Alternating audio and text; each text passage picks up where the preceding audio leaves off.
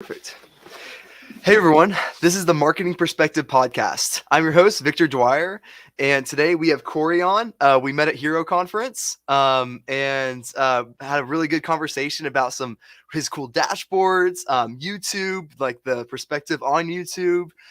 He actually spoke there too, which is a really great accomplishment as well. Today we're going to go through Facebook and YouTube advertising and kind of go into that conversation. But first, Cory's going to tell us a little bit about who he is, what he does, and then we'll dive right into the conversation. So, Cory, thank you so much for coming on today.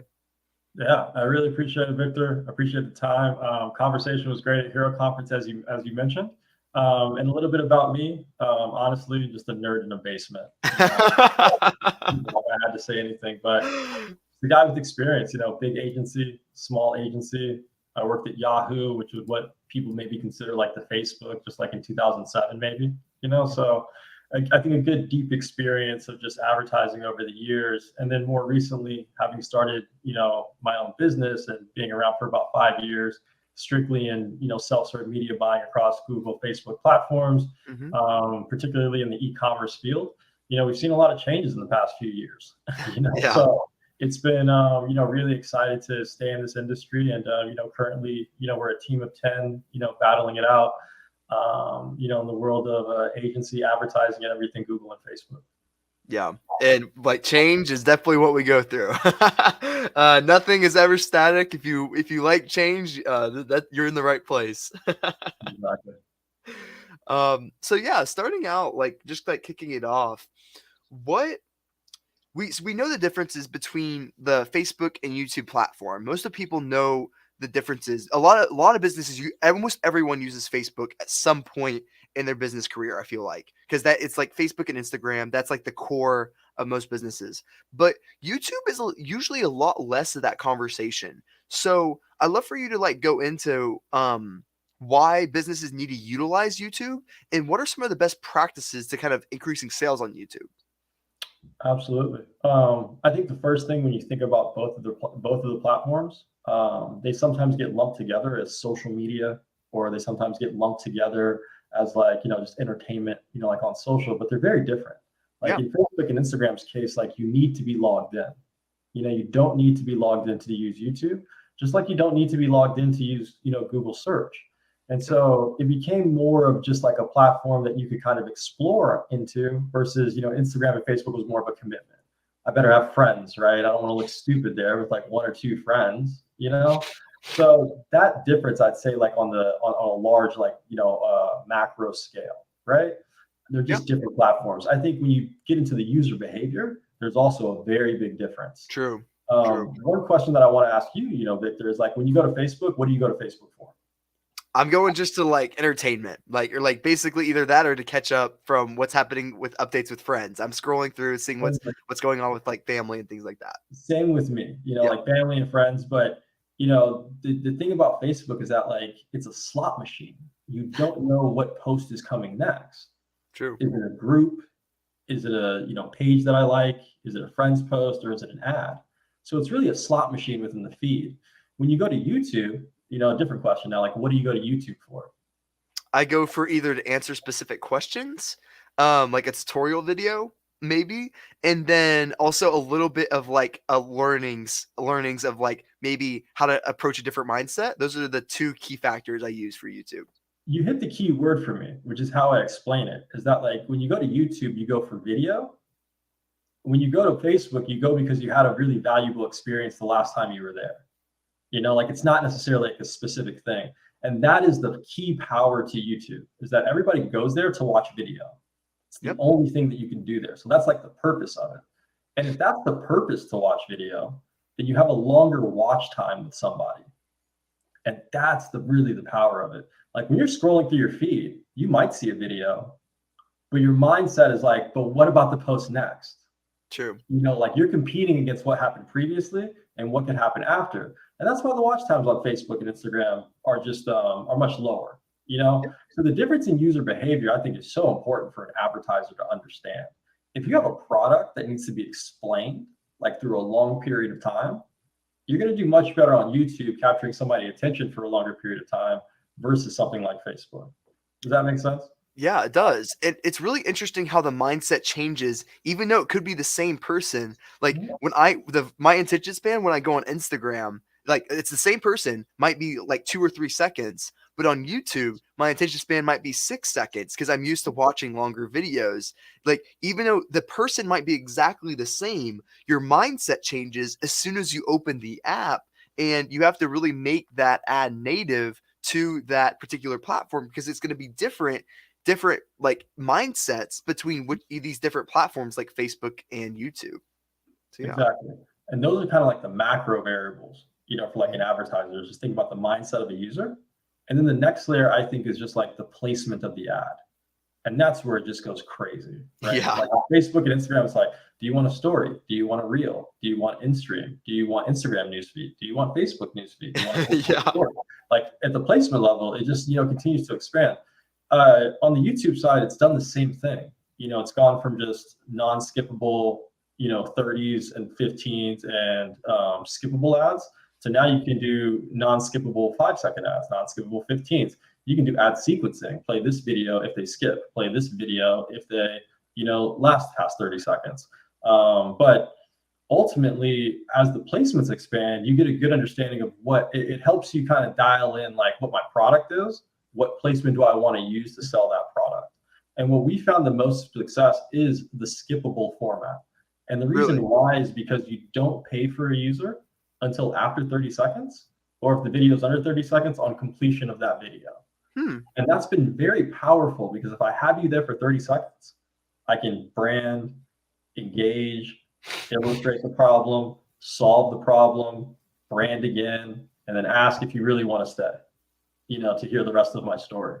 And what we found, I think the most consistent thing over so many clients over the past like 5 years is just longer form. It just has so much more impact. Yeah. It's just sometimes you can't see it. It's kind of like believing in the impression, right? Mhm. But that 30-second, that skippable format, I think is what is special to YouTube. And again, many other platforms have tried it. It can't be successful because of that type of platform. I feel like the Yeah. volume that comes to that platform, but the fact that users go there wanting to spend time. True. And it's really important to make the ad native to that platform as well. Like on Facebook, you might make a 15-second ad, but you might not need a voice overlay. You might just do like text on the actual video, or like text on the actual image, and that's really all you need. But maybe on YouTube, you may need that voice overlay because people most likely have their sound on YouTube. What are some of the best YouTube practices that are mainly different from, like, we obviously know the square versus rectangle on YouTube, but what are some best practices on YouTube that you see that work a little bit better than what might be different on Facebook? I think I want to give one away to like point at, what you kind of talked about in terms of like auditory, right? Mhm. Like if you go and you spend money to build the video, you might want to block music as an Yeah. audience, right? So people are just listening to it and you want somebody to see something, could be a great optimization. But specific to the video, what I like to do is think about those first 5 seconds because they're kind of guaranteed. On other platforms, I think like TikTok and Mhm. Facebook, anything feed based, that first 5 seconds isn't guaranteed. But on True. YouTube, it kind of is. And so, what can you do in that first 5 seconds? And then, how can you build wild variation into your intros? Hmm. I think help you get the best learning. And with learning, you'll find a winner, guaranteed. But Hmm. that is kind of like the best advice that I can give you is that the majority of the people start the video, the least end it. So build in your variation and what you want to test sort of in the beginning of the video. Yeah. And when it comes to that, explains the creative aspect. When it comes to targeting, we know the targeting is a lot better than Facebook, because with Facebook you get the interest-based targeting of like people with joint stiffness, and those like interests are also dwindling off after the iOS 14 update. We'll get to that in a second. But when it comes to targeting, there's also the search intent feature of figuring out what people typed in on Google and doing an ad, a YouTube ad, based off the search intent of someone that happened, which is really powerful when it comes to deciding what products to buy. Can you go into that a little bit? Yeah, absolutely. I think when people search, those are probably your most valuable users. come with very high click-through rates, somebody with intent, somebody looking for something, but also somebody looking to compare, Yeah. right? In that sense. So I think when you build out like your lists, you're looking at multiple lists. You're looking at a competitor's list, a brand list, a non-brand list based on your category.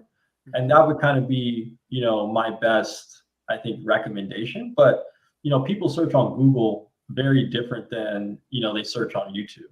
True. And as you mentioned earlier, it's like, I'm looking for more of a learning. I'm looking to, sit here and like find something versus I think Google is either, very quick answer, I'm trying to buy this, or I don't necessarily know what I want, but I'm looking for a lot of different results I can kind of go through to figure out, so I think when you're looking at YouTube search versus Google search, they're very different, but you can optimize, to either.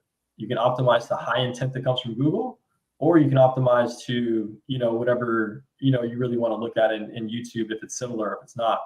What I think is very interesting when it comes to search and something that we're testing a lot, kind of, I think, like a unique way to target, is to take channels and videos that you convert on, right? Like, let's say that I know I convert on these 3 influencers, right? Mm-hmm. And then go ahead and target those keywords.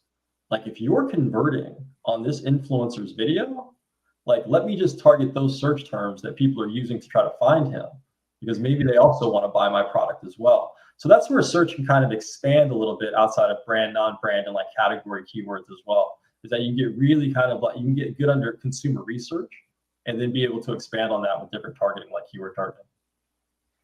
And I bet it's even more powerful when it comes to like research-based products. Mm-hmm. Like when people have to research about what particular products to buy and then targeting them accordingly. Because we know a lot of people research either on Google search or on YouTube. Those are the 2 platforms a lot of people do research on. For example, what phone to buy, maybe, Mm-hmm. or like anything else. So you could potentially target, if you're like, say, the people targeting buying the latest iPhone, which iPhones are the best ones to buy. And then you can start targeting them with an iPhone case associated with that particular video. So understanding that user behavior before the research is really powerful to know that, because in Facebook, you don't get that. Yeah, or having analyzed, like your customers and knowing that like 85% of them, are on the iPhone, and that's where 85% of your purchases come from. So sticking to that type of audience within YouTube with keywords, or, anything that you'd like to test, I think, again, you're leveraging data from other platforms to influence, what you want to, achieve on another one. Mm-hmm. So when we know that the Facebook ads are very low barrier of entry when it comes to creatives, because you can like have an image and things like that. But if a client was saying they want to get started in YouTube, what are like the either the 3 things, the one thing that you say like this needs to be on the video? Like either is it a lifestyle video shot? Is it like of the image? Like what do you say that we need for like YouTube asset wise before launching a YouTube video campaign? Face the camera. Got it. But like, if YouTube is a place where I feel like it's not as bad as Reddit and Twitter, but there are a lot of people that look at it like, no, you tell me what you're selling. Like I don't want to see, a cartoon. I don't want. I don't want to hear a voiceover. I want you to talk to me like directly. I feel like it's that kind of platform. So if you want to get real and somebody saying like, hey, how do I win on YouTube? Yeah, go face the camera, explain your business, and test it in a variety of ways. If you're scared to go face the camera, then hire an actor, or a few actors. And there's, I think, a great opportunity to apply the test, right? Black male, white female, long hair, short hair female, like those are the type of things that you should be testing in those first 5 to 10 seconds to understand, what people respond to. But like I use like the hair variable, there's so many variables, what people wear, how people act, is it a funny version versus a normal version? There's so many different variables you can test. So don't limit yourself on the person. Just make them wildly different, right? And so face the camera, and the fact that you're going to build variation in those first 30 seconds that are wildly different. If they're similar, just 2 different t-shirts, you may see a 40% view rate and a 35% view rate, right? Yeah. You want like a 70% view rate and like a 20% view rate. So you really know like, oh, this is what's getting them across the finish line. Yeah, and I love how you said that, because on the TikTok side and the advertising side, you could have a $10,000 video, but it will never, ever in a million years outperform a user-generated content of someone or some influencer or someone recording with their phone. Like, that is just how it is. Advertising will user-generated content will always outperform advertising in any other ad aspect. So that's really amazing that you said that, because on the TikTok side, that's how we produce that user generated content to get that flow for Facebook advertising, Instagram, and TikTok. But that's really smart to also bring that to YouTube on when it comes to maybe influencers reviewing the product, and then potentially advertising that as well might be a good fit too. So do you ever do influencer user generated content like that, or do you typically only go with actors? No, influencers work. Influencers work, I think, great on YouTube, any platform. We love to be sold to by our favorite person that we love, or our peers, from that way. So we do use a lot of influencer content. I think I see more on YouTube like a mashup, right? Of like stuff that we've created like in-house, like beautiful, and then mix that with a UGC, right? And see what happens. UGC only, type of testing. So I think it's a free playground, on YouTube to be able to do that, especially with the advancement of shorts. Now they're doing a lot more vertical. So it's definitely becoming, more of an influencer playground in terms of advertising. So I believe it's wide open in terms of what you can create and what you go out there with. I just think it more has to align to your brand. So I wouldn't say that there's one thing that, you can do, but I do agree with you that it's much different on something like TikTok.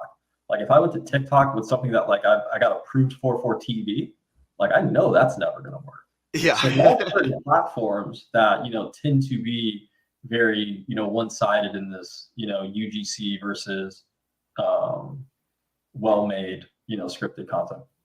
Yeah. And what do you usually see as the biggest what formats do you usually see that work the best for YouTube? There are still a lot of different formats, like the ones that like top a search of the actual search console. There's the recommendation. What do you really see work the best in when it comes to YouTube formats typically? Man, it's just like it's a typical answer. It depends on the advertiser, right? Yeah, Like, what are we doing? Do we want sales? Do we want branding? I mean, but this is one of the things that is very special to YouTube is that like you're going to use a cost per view, skippable, right? Somebody can skip the ad format. If you want people to watch your video, if you're branding at a high level, if you're going to go check Google Trends, like if you really want to like, hyper focus on a specific geo because you want to check like the retail sales and are they above like the benchmark, right? So you're going to slam it with a cost per view campaign. Why? Because the views are the cheapest, the users stay the longest, and you're going to get a lot of impressions for the cost. Sure. But if you're trying to drive conversions, then yeah, conversion campaign is best to start. You're going to want to see the success of this out the gate. And so that's going to be important to potentially put it there. With the new Performance Max campaign, where you're able to like add in multiple types of video, and they can kind of choose between like a bumper, skippable, non-skippable. It's completely changed kind of like the way that we buy, but we're really saying Google, hey, show what video is going to convert the best or drive the best results. In my opinion, I like breaking things out a little bit and kind of controlling where I spend the dollars. And so when I think about the advertisers that I've worked with, it's like, you tell me like, what do you want, right? And so when I'm looking at like a B2B client who is trying to find a needle in a haystack, right? Yeah. And they're like, wow, my retargeting is so expensive. It's like, okay, idea. Let's put, bumpers on at 5 seconds, maybe 15 seconds, like skippable, and we'll run that just to your retargeting audience. So it comes in at a fraction of the cost. Still in a conversion campaign, but at least we're touching them, over and over again. And you might find that a couple of touches from a bumper is equivalent or better to running, like one video in a maximized conversion campaign, and that might be better. So it's really the variety of ad units in combination with like who is the brand, right? And like what is their ultimate goal. But I think there's so many things even inside of that. Like if we're talking about just conversion e-commerce, like I'm comparing maximized conversion and target CPA campaigns. I think when it comes to the ad unit, which was like your original question, I don't, I use it mostly as like a branding tool, maybe even like a mid-funnel tool. There's a lot of my other, channels, Facebook, TikTok, display, search that are going to convert these users. I'm mostly focusing on like completion rates, earned views, people who go to my channel. Is my channel growing alongside, as I'm doing my my YouTube advertising? But I think ad units is still something that, like, they're exploring and growing in. Sure. I would say, like, if you're going in with non-skippable stuff, people that are forced to watch, you're going to deal with higher completion rates and higher CPCs. It's hard to click from that. People want to watch the content. Cost per view campaigns are going to have, lower CPCs because, if they choose to watch it, they watch it, they're interested, you've shifted them from watching their video, onto your website. So I think, I do like one of those new units that you talked about that goes through the feed. I believe it's the discovery placement, because I think somebody scrolling through the feed is in a discovery, type of mode. I think what I don't like about ad units like that, as well as in the search, is that you're not costed on the same way. Like in a cost per view campaign, I'm paying when somebody gets past 30 seconds. In that discovery campaign, I'm paying on the click. So whether that person watches 1 second or 30 seconds, I've already paid for that user. Now there could be higher intent because it comes from search and it showed up in the search results, but I'm still finding that I spend the majority, 90% of my dollars, with video, in a cost per view or a maximized conversion format. Yeah, that's great. And maybe like that's where you really change up your strategy too. Like if they're top of funnel, making them watch that 15-second and to get them introduced to understand, and then going to lower formats where the person might already understand the format, and then getting them to purchase from there. So there's probably so many strategies when it comes to using that format based off the funnel, based off the product. And I know there were a million variables in that. So yeah. Exactly. And when it comes to cost, we know what do you see when it comes to Facebook costs, the differences between the two? I know YouTube's a little bit more expensive than or a decent number of more expensive than YouTube. I'd love to go. Is there any metrics that you have there of like if for every dollar, like maybe CPM is there a variable of maybe how much more YouTube is than Facebook that you use? I'd say it's really different by advertiser. Like Yeah. those advertisers that have like really great engagement on like Facebook and Instagram, they can really drive a CPM and CPC that is half, of what you can get on YouTube. But if Mhm. somebody doesn't have something that is probably engaging, I consider those CPMs and CPCs relative. But I Okay. believe that creative like matters so much on YouTube and Facebook and Instagram and all these platforms that they can shift a YouTube cost per view or a True. CPC to, whatever you really want it to be. I just think that it depends on that as well as the audience and, timing. Timing matters too within the year. But I would definitely say overall, Facebook and Instagram have lower CPMs and CPCs, but I believe it's a function of having a lot more different, ad units and being able to run, different placements. But Mhm. I think creative is just a strategy. Build good creative, test good creative, and you can drive low CPMs on either platform. But the lowest CPMs that you can get on YouTube today are through bumpers. $3, $4, $5. But again, nobody's going to convert on a 6-second ad, so it's primarily a retargeting tool. Hmm.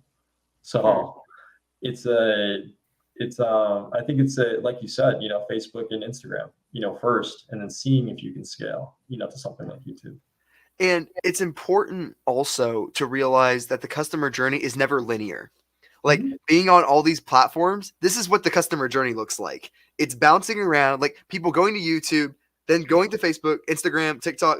Like this is what the customer journey looks like. It's not like people, oh, this like it's always it's always YouTube, and then that's it. It's like it's this always bouncing around, being in as many eyes as possible, getting in front of them, and it's this bouncing around is this omni-channel presence is where the money is to be made rather than just being on one particular channel. So it might go Facebook, YouTube, and then they go from there. But that's the importance of all this. It's not just being on multiple platforms rather than just one. Yeah, and that's why I think like there's no other platform out there. Like there's a lot of platforms like in fight feed, TikTok, Twitter, Facebook. There's no platform where you're gonna get somebody to sit down for a few minutes. True. This is the one, and that's why I think YouTube is still, very special, undervalued, but I think one of the more difficult platforms to learn for sure.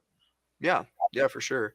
And when it comes to the iOS 14 update, so we know that killed, like not killed, significantly hurt the Facebook algorithm. So I'd love to get what your thoughts are on what's going on with the iOS 14 update. And just for the audience, so they were aware, the iOS 14 update basically made it where tracking is very difficult. So the algorithms basically think about the algorithm like a squirrel finding a nut. Now, after the iOS 14 update, it basically the squirrel cannot find the nut as easily anymore. It basically guesses where the purchases are rather than knowing where the purchases were before. So that really hurt the Facebook algorithm. So now they can't predict the patterns of what might be a purchaser and what might not be a purchaser. So that's what really hurt. So I'd love to hear your thoughts on the YouTube perspective on how the iOS 14 update has impacted YouTube. I don't believe it's affected it, like a lot. Like I was honestly, not too, hurt by this iOS 14, update. We lost a lot of data on the Facebook side, some data on the YouTube side, but I don't think that, it was as impactful. And the reason why is because YouTube and Google, again, connected, right? And so Google Analytics, Yep. in everybody's, web page has been a huge source of information that has remained, I think, pretty solid. And the reason why Google Analytics is a great source of information for YouTube is because it helps you evaluate like the users that come to your website from YouTube, in a much deeper way. You can see who became an earned view, went to your channel. You can see who went to your website. You can see if they purchased anything or not. But you can compare the user behavior, average session duration, bounce rate, pages per visit against who comes from search, who comes from Instagram, who comes from Facebook inside of Google Analytics. So it wasn't necessarily a loss, or hugely impactful for what we do, but we're more of an analytics agency. So we dive very deep into a lot of different platforms to help understand said platform we're looking at. Yeah, and that's great. And also, it's also important to note that Facebook is probably more algorithmic based, like when it comes to like figuring out who purchased and then find their algorithm, basically the squirrel having to go find another pattern similar to that person that purchased. And that's probably why they were so destroyed on this, because they don't have that first party data that Google has. So, like for example, we're talking about searching and like search intent, like based off a Google search, a YouTube query, or all these things. That's all first party data, and Google will always have that data available. So that's probably most likely why the YouTube and Google search weren't as impacted, because they have my Google just activated. But basically, that's why they weren't as impacted by all this, because and the Facebook uses more of the algorithmic to kind of guess what patterns which people are purchasing, and that's where maybe why YouTube wasn't as impacted by the iOS 14 update rather than Facebook. Yeah. So many factors in that, but definitely plays a part.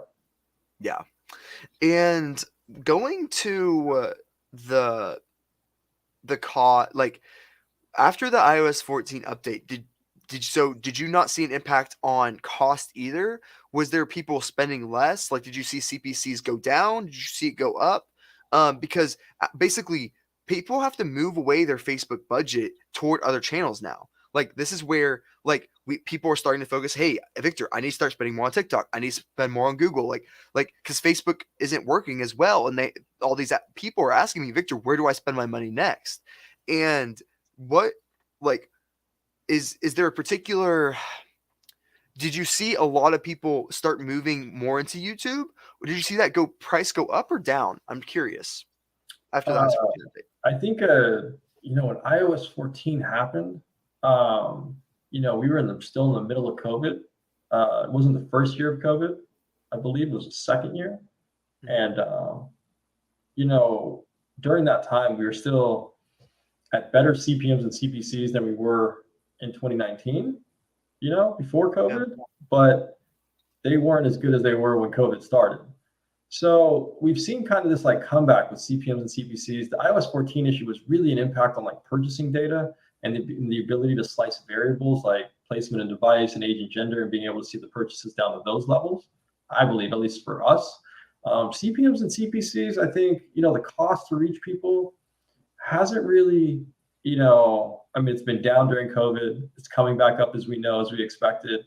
But I don't think that there was a huge, like shift. We need to get out of here. I think we were able to understand that this iOS 14, was impactful, but the platforms and the user volume, stayed the same. And so Yeah. while we can't necessarily see the performance, like how do things look on an overall level, right? And again, we're an agency that I think has enough history to know that if we look at the data and see that, Pinterest has a better return on ad spend, and Twitter has a better return on ad spend, and Reddit has a better return on ad spend than Facebook and Instagram, but we're spending 80% of the dollars on Facebook and Instagram, and we're wildly profitable, to not shift our entire budget to what platform return on ad spend says, right? So I think we just had a good understanding of, yeah, this is a hit, but I think things will be okay. And then your question on like YouTube, I think things changed on YouTube. To reach users, I think you can still get them at a good cost. It just depends on creative. And so what I mean by that is that like the better your view rate is, the more people that stay past 30 seconds, the higher your view rate, the lower your costs will be. True. YouTube kind of looks at that as like good content, people are staying past 30, we're going to lower your rate, right? If nobody's staying past 30, we're going to increase it. It's not good for our platform, right? So you build good creative, you can drive $10 CPMs, $8 CPMs, and be very effective and have people staying 50% of the way through your 3-minute video, which I think is very valuable, right? Yeah. But when you move into like a conversion campaign, right, on YouTube, that's where that cost goes up. They know who converts. They know that what's top funnel and low funnel now. It's not mixed together like it used to be. And so when you go into a conversion campaign, you're kind of guaranteed that high rate. And even though you could have the best creative, you might still pay, that high rate. Very similar to like a conversion campaign on Facebook and Instagram. Yeah. True. So I think with both Facebook, Instagram, versus like YouTube, I'm mixing and matching my variables or my objectives, you could say. I've cost per view, and I also have conversion campaigns running.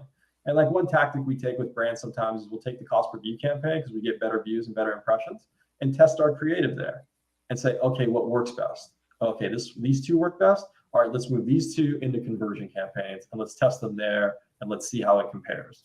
So you can kind of use these things, a little bit to work with each other, with the right planning.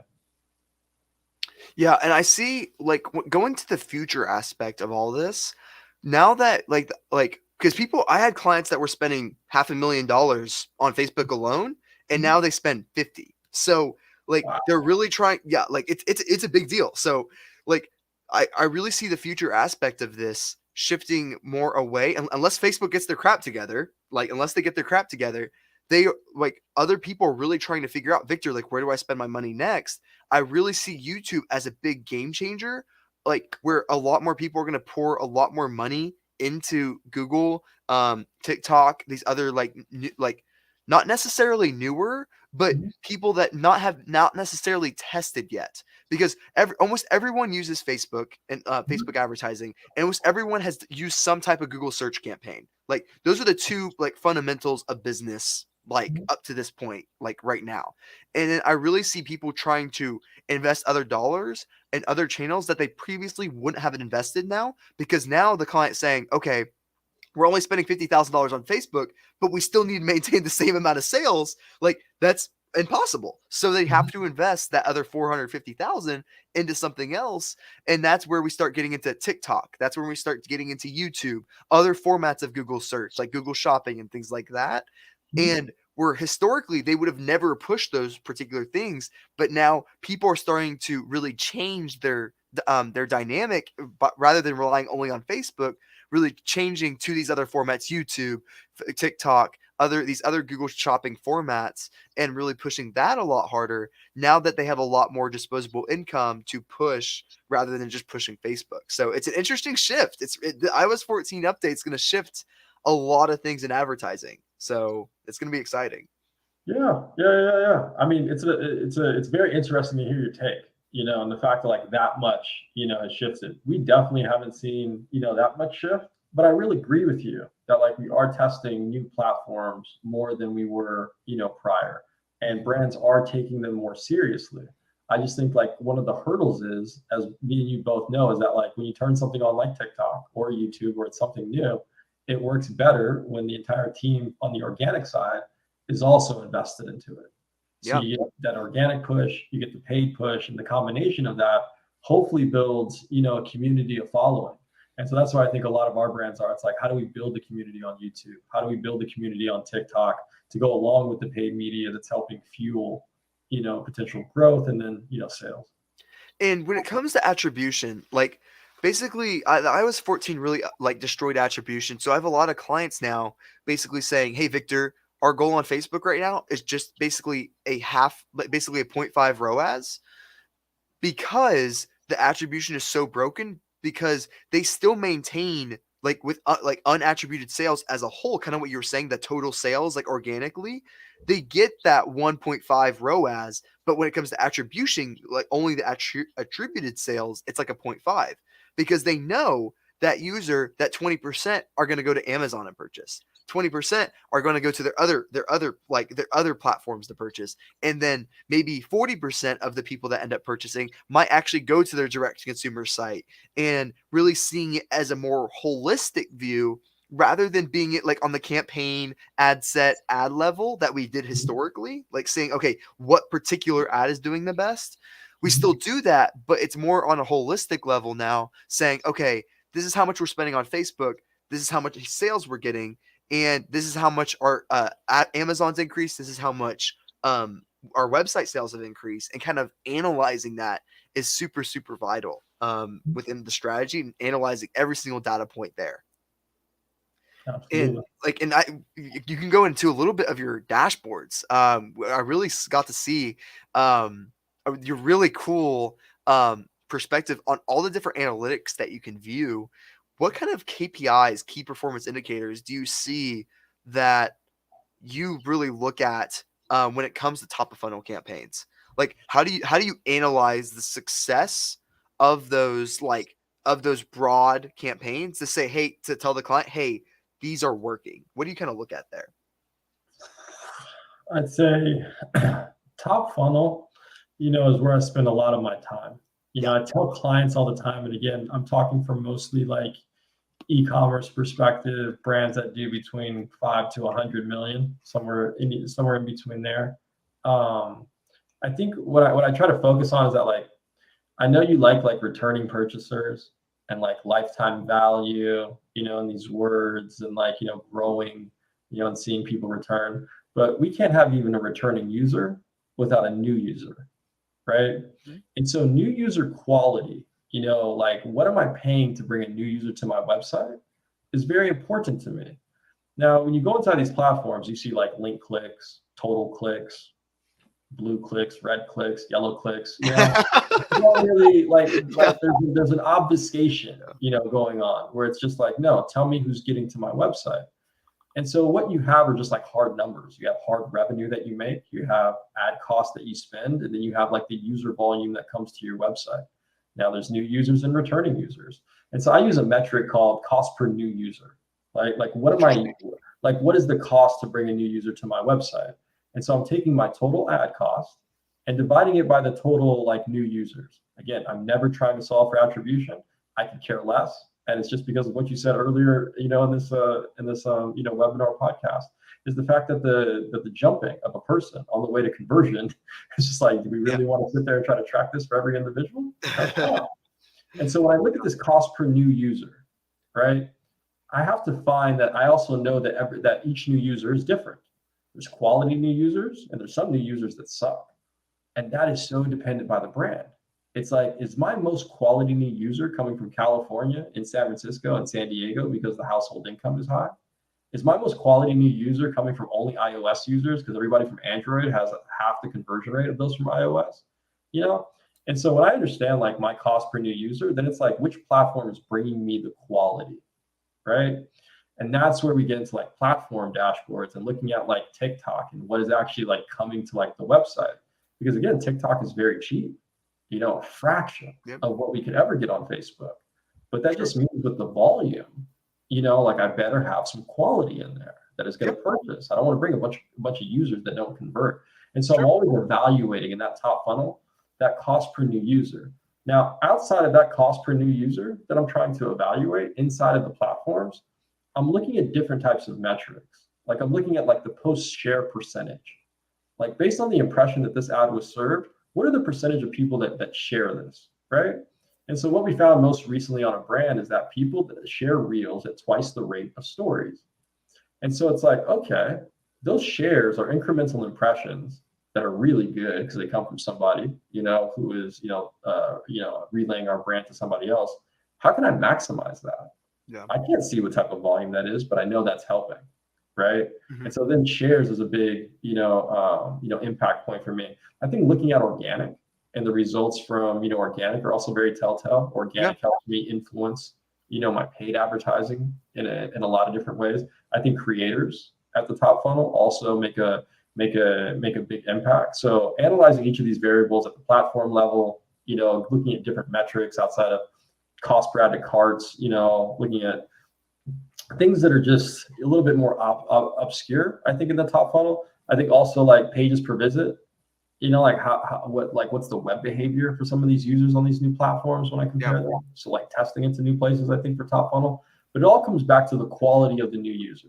Yeah. If I can keep new user conversion rates growing and improving and new user sales happening, I've got to be able to count on the brand to create new products, create better lifetime value, higher AOV, and help us return some of these customers, right? It's not always going to be just advertising. Like, this isn't 2019, 2020 when you just went up, So that's how I look at like the top funnel, is that like I got to be able to look at engagement metrics. I got to be able to look at like people coming to our website. And then I think the thing that I probably have the most value, see the most value in terms of like dashboards, is combining Google Analytics and Shopify data. So in Google Analytics, you have new and returning users. In Shopify, you have first-time customers and returning customers.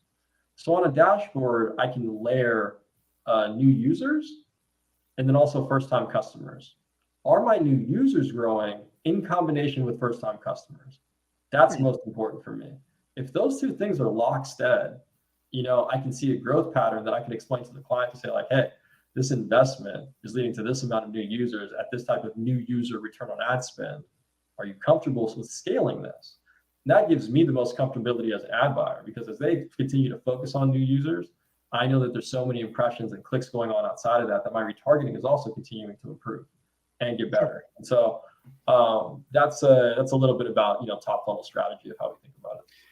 I really like that perspective, because coming from like the Facebook background, we're so used to the cost per purchase, the cost, like cost per, and we almost never like talk about the cost per user. So that's a really good perspective. That's very different on a top of funnel strategy that that is very unique. So I think that's really fascinating, that approach. I really like that.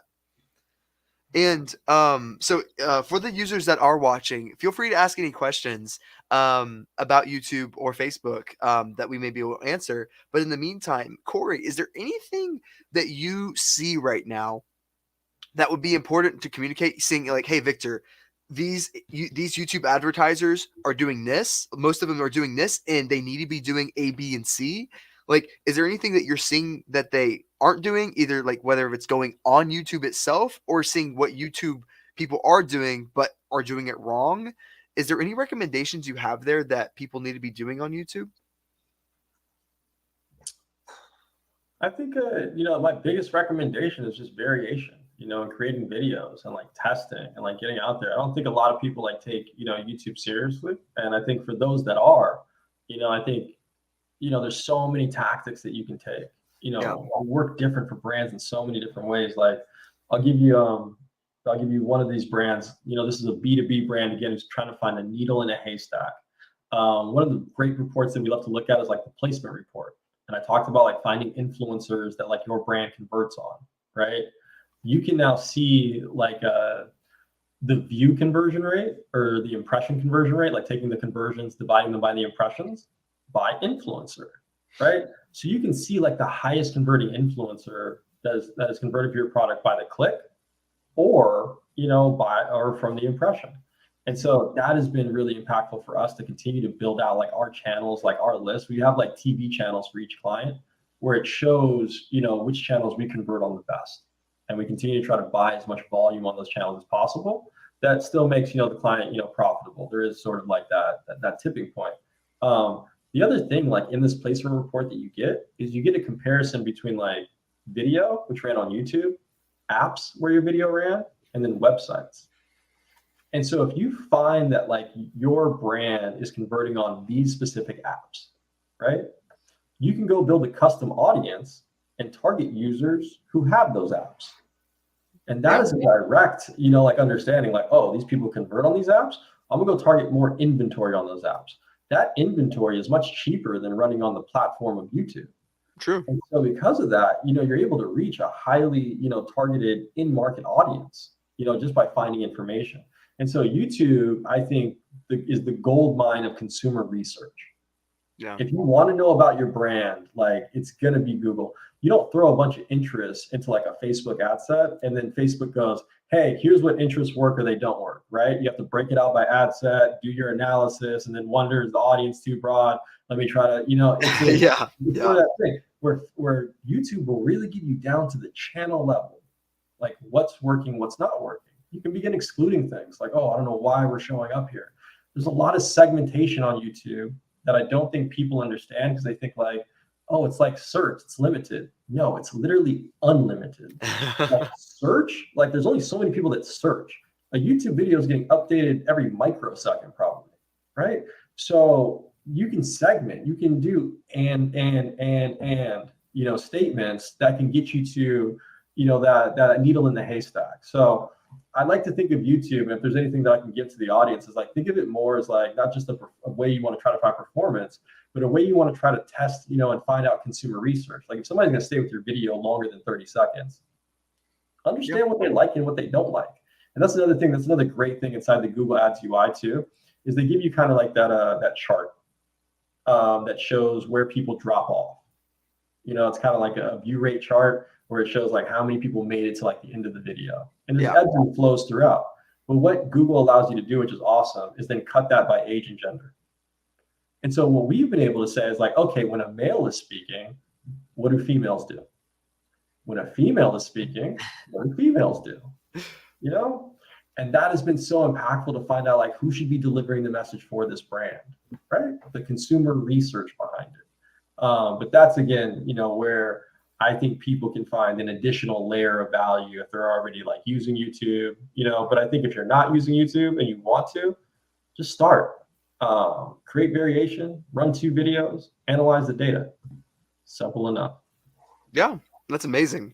That's amazing. So Cory, I bet we could talk about this for 16 more hours of everything about YouTube and Facebook, but unfortunately that's all we have time for today. So Cory, can you tell the audience how to find you, how to find your website, and anything else there?